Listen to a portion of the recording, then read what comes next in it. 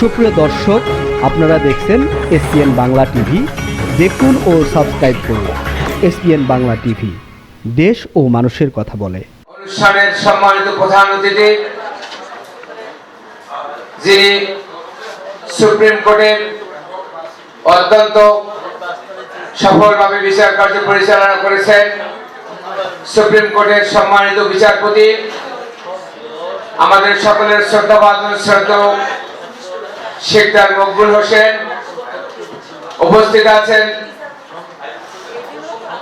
বাংলাদেশ জাতীয়তাবাদী দল বিএনপির জাতীয় নির্বাহী কমিটির অন্যতম সদস্য, বাংলাদেশ জাতীয়তাবাদী দল বিএনপির পিরোজপুর জেলা শাখার সম্মানিত সিনিয়র যুগ্ম আহ্বায়ক এবং জাতীয়তাবাদী মহিলা দলের কেন্দ্রীয় সাংগঠনিক সম্পাদক আমার পরম শ্রদ্ধেয় এলিজা জামান, উপস্থিত আছেন আজকের অনুষ্ঠানের বিভিন্ন অতিথিবৃন্দ, বিভিন্ন মানবাধিকার সংগঠক এবং আন্তর্জাতিক প্রবাসী মানবাধিকার ফাউন্ডেশনের বিভিন্ন জেলা উপজেলা থেকে আগত আমাদের নেতৃবৃন্দ এবং জাতীয় নেতৃবৃন্দ, বিশেষ করে আমার সামনে উপস্থিত মিডিয়ার নেতৃবৃন্দ, আমাদের সংগঠন international immigrant human rights foundation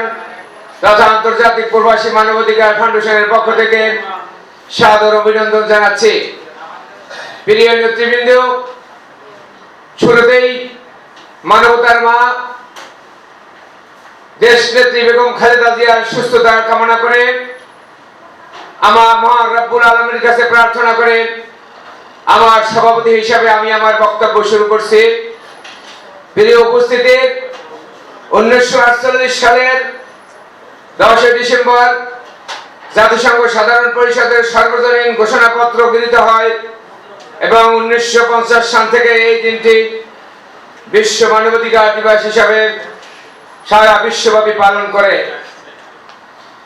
আজ সেই মানবাধিকার বাস্তবায়নের লক্ষ্যে স্বাধীনতার 54 বছর পদার্পণ করলেও মানবিক বিশ্বের এক প্রান্তে দাঁড়িয়ে মানুষের অধিকার প্রতিষ্ঠায় আজকে আমাদের কথা বলতে হচ্ছে। এটা জাতির জন্য অত্যন্ত লজ্জা এবং কলঙ্কিত অধ্যায় এবং নির্লজ্জ ইতিহাস। প্রিয় উপস্থিতি, প্রিয় মানবাধিকার সংগঠক বৃন্দ, প্রিয় জাতীয় নেতৃবৃন্দ, আমরা এখনো মানুষকে মানুষ ভাবতে শিখিনি।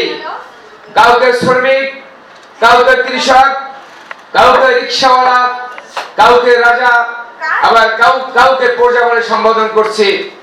আসলে আমাদের সকলের সম্মিলিত পরিচিত আল্লাহর দেওয়া নাম, আমরা মানব কুলের শ্রেষ্ঠ সন্তান, আমরা মানুষ। প্রিয় নেতৃবৃন্দ, মহান রব্বুল আলামিন তিনি পবিত্র কোরআন শরীফের বিভিন্ন জায়গায় মানুষকে সম্বোধন করেছেন, ইয়া আইয়ুহান নাস বলে বিভিন্ন জায়গায় সম্বোধন করেছেন, অথচ আমরা মানুষ হয়ে মানুষকে রক্ত দেখাচ্ছি।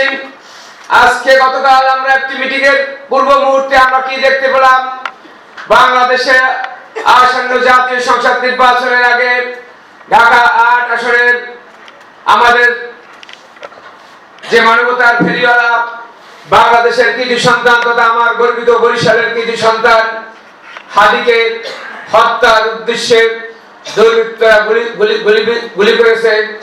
আমি তীব্র প্রতিবাদ ও নিন্দা জানাচ্ছি। প্রিয় নেতৃবৃন্দ, বিশ্বজুড়ে হানাহানি, যুদ্ধ, দরিদ্র, বৈষম্য, নিপীড়নের কারণে মানুষের মৌলিক অধিকারগুলো যে কতটা লঙ্ঘিত হচ্ছে তার কোনো মাপকাঠি সীমা পরিসীমা নেই। এটার প্রতিরোধ করতে হবে, এটার এখনই সময় এবং আমাদের ভাবতে হবে এবং আলোচনা করতে হবে বাংলাদেশের নেতৃবৃন্দের সাথে, আলোচনা করতে হবে উপদেষ্টাবৃন্দের সাথে, আলোচনা করতে হবে মানবাধিকার সংগঠনদের সাথে, আলোচনা করতে হবে জাতীয় নেতৃবৃন্দ তথা সাংবাদিক মিডিয়ার নেতৃবৃন্দের সাথে, প্রয়োজনে আলোচনা করতে হবে বিশ্ব নেতৃবৃন্দ তথা জাতিসংঘের সাথে। প্রিয় নেতৃবৃন্দ, জাতিসংঘ এই দিনে আমাদের সদস্য রাষ্ট্রগুলোকে মানবাধিকার রক্ষার আহ্বান জানান। আমরাও আন্তর্জাতিক প্রবাসী মানবাধিকার ফাউন্ডেশন তার সাথে একাত্মতা প্রকাশ করে মানুষের অধিকার সমুন্নত রাখার আহ্বান জানাচ্ছি। মানবাধিকার দিবসে আমাদেরকে স্মরণ করিয়ে দেয় 365 দিন প্রতিটি মানুষের মর্যাদা, ইজ্জত, সম্মান এবং অধিকার সুরক্ষিত করা অনস্বীকার্য এবং দায়িত্ব এবং কর্তব্য। প্রিয় উপস্থিতি, যাহা একটি ন্যায়ভিত্তিক রাষ্ট্র সমাজ তথা মানবিক বিশ্ব করার একান্ত অপরিহার্য। তাই আসুন শপথ করি মানুষের অধিকারকে যেন আমরা সকলে মিলে সমুন্নত রাখতে পারি। প্রিয় উপস্থিতি, আমার বক্তব্য শেষ করব। আমি অতীব দুঃখের সাথে জানাচ্ছি যে অন্তর্বর্তীকালীন সরকার প্রবাসীদেরকে নিয়ে যে কালো আইন করা হয়েছে তা যেন অবিলম্বে প্রত্যাহার করা হয়। আপনাদের মাধ্যমে বিশ্ববাসীর কাছে আমরা আহ্বান জানাচ্ছি। প্রিয় উপস্থিতি, আপনারা জানেন আমি আন্তর্জাতিক প্রবাসী মানবাধিকার ফাউন্ডেশনের প্ল্যাটফর্মে বিশ্বব্যাপী কাজ করছি। আমাদের করোনা ক্রান্তি লগ্ন থেকে অদ্যাবধি হাজার হাজার মানুষের মৃতদেহ প্রবাস থেকে আনা, লক্ষ লক্ষ মানুষ অসহায় প্রবাসীদের চিকিৎসা সহ বিভিন্ন অনুষ্ঠান এবং চিকিৎসার মাধ্যমে আমরা সহায়তার হাত বাড়িয়ে দিয়েছি। আমরা দেশ তথা মানবতার কল্যাণে সেই করোনা ক্রান্তি লগ্ন এবং সিলেটের ভয়াবহ বন্যা এবং নোয়াখালীর অত্যন্ত দুঃখজনক বন্যায় আমরা আমার হৃদয়ে নিংড়ানো ভালোবাসা সহ আমরা সবসময় সাহায্যতার হাত বাড়িয়ে দিয়ে মানবতার কল্যাণে সবসময় পাশে রয়েছি বিগত এক যুগের অধিক সময় ধরে। প্রিয় উপস্থিতি, করোনা ক্রান্তি লগ্নে দেখেছি দেশে মা কাঁদে, বাবা কাঁদে, দেশ কাঁদে, মন কাঁদে, কেউই প্রবাসীর বিপদে পাশে দাঁড়ায় না। আমি মনে মনে ভাবছি কারো না কারো তো পাশে দাঁড়াতে হবে, বলতেই হবে প্রবাসীদের পক্ষে কথা। তাই কথা বলছি, প্রবাসীদের হয়ে দায়িত্ব পালন করছি। প্রিয় উপস্থিতি, বিগত এক যুগের বেশি ধরে নিরলসভাবে প্রবাসীদের সমস্যাগুলো সমাধান করার জন্য বিশ্বব্যাপী তথা বাংলাদেশের বিভিন্ন প্রান্তে আমরা চেষ্টা করেছি। প্রবাসীর লাশ বিদেশের রাস্তায় পড়ে থাকে, আর আপনারা 10 ডিসেম্বর আসলেই মানবাধিকার কথা বলেন। আপনাদের কি লজ্জা লাগে না বিশ্ব নেতৃবৃন্দ? আপনাদের কি লজ্জা লাগে না বাংলাদেশের মানবাধিকার নেতৃবৃন্দ? আপনাদের কি লজ্জা লাগে না? আপনারা তখন প্রশ্ন করে বাংলাদেশে কি এখনই মানবাধিকার আছে?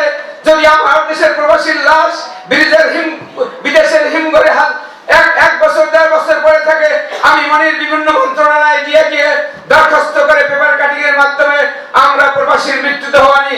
কেন? আমরা কি বাংলাদেশের মানুষ নয়? আমরা প্রবাসী, আমাদের রেমিটেন্সের টাকায় সারা বাংলাদেশে নিজের সমস্ত রকম উন্নয়নের গায়ে আমাদের রেমিটেন্সের টাকা ছোঁয়া লাগে আছে। আজকে আপনাদের মাধ্যমে মাননীয় প্রধান উপদেষ্টা মহোদয় সহ উপদেষ্টা মন্ডলীর সকলের প্রতি আহ্বান করছি, বাংলাদেশ থেকে বিদেশ থেকে যদি 10 মিনিটের মধ্যে রেমিটেন্স আসতে পারে তাহলে অবশ্যই আমার প্রবাসীর মৃত্যুদেহ 10 দিনের মধ্যে বাংলাদেশকে আসতে হবে। এটা শুধু আমার দাবি নয়, এটা সারা বাংলাদেশের মানুষের দাবি, এটা সকল বিশ্ব প্রবাসীর দাবি।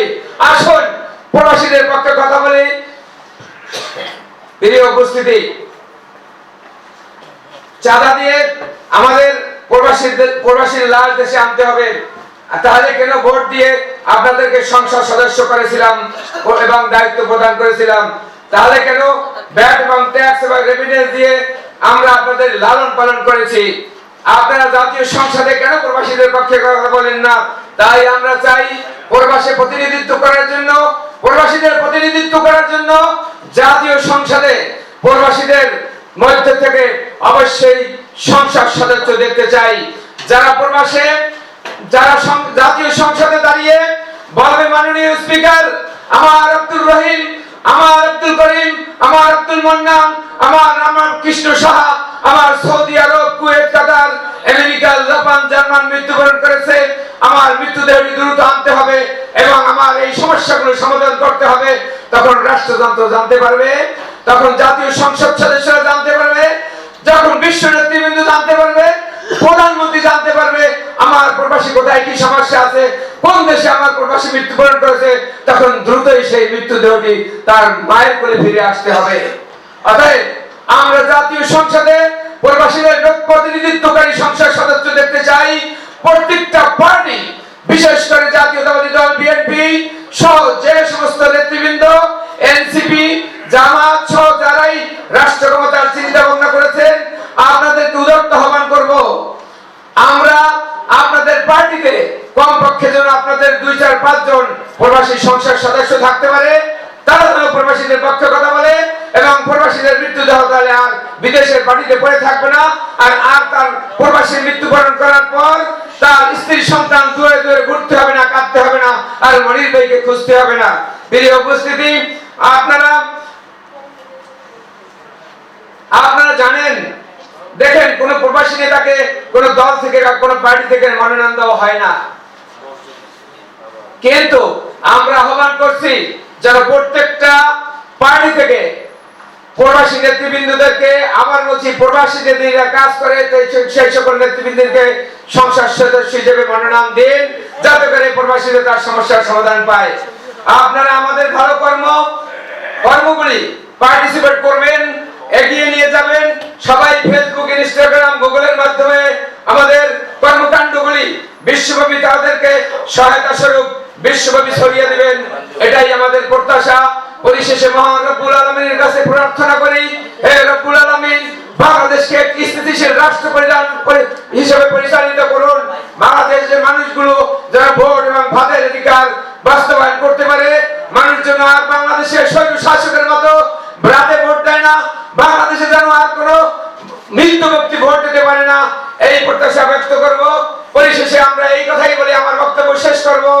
আসুন মানবতার কল্যাণে স্মৃতি হিসাবে এমন কিছু ভালো কর্ম রেখে যাই, যারা ভুক্তভোগী বা উপকারভোগী মানুষগুলো আপনার আমার মৃত্যুর পরে আমার কবরগুলো খুঁজে খুঁজে জিয়ারত করে আমাদের জন্য দোয়া করে, এটাই হবে আমাদের জন্য পরম পাওয়া। এই কবরের জন্য মহান প্রাপ্তি। মা রব্বুল আলামিন যেন আমাদের ভালো কর্মগুলো বিশ্বব্যাপী কবুল করেন, এই প্রার্থনা করে আমরা আপনাদের কাছে আমার বক্তব্য শেষ করছি। বাংলাদেশ জিন্দাবাদ, বাংলাদেশ জাতীয়তাবাদ জিন্দাবাদ, মানবতার জয় হোক, বিশ্বব্যাপী মানবতা এগিয়ে থাক। সবাইকে ধন্যবাদ। আসসালামু আলাইকুম ওয়া রাহমাতুল্লাহি ওয়া বারাকাতুহু।